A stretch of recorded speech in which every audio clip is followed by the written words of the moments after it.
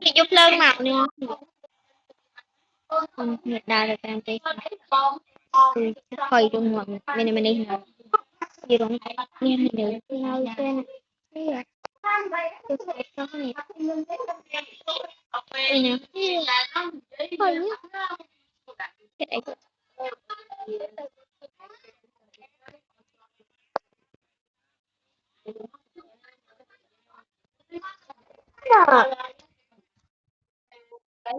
mà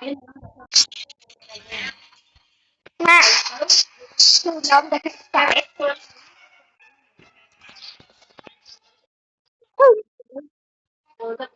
oh my god I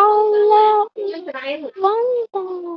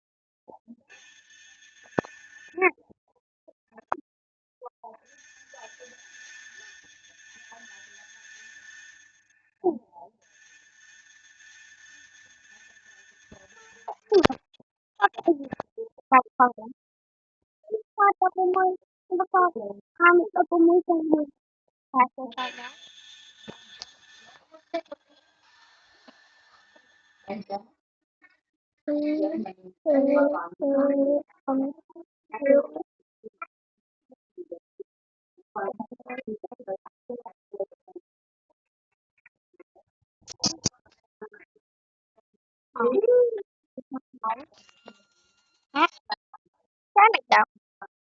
cái còn lục rồi lọc á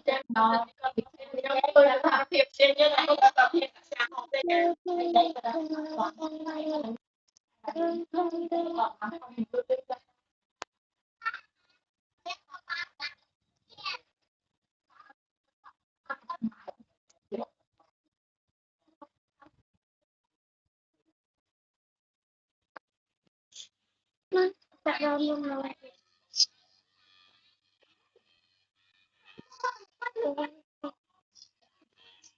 thì nó sao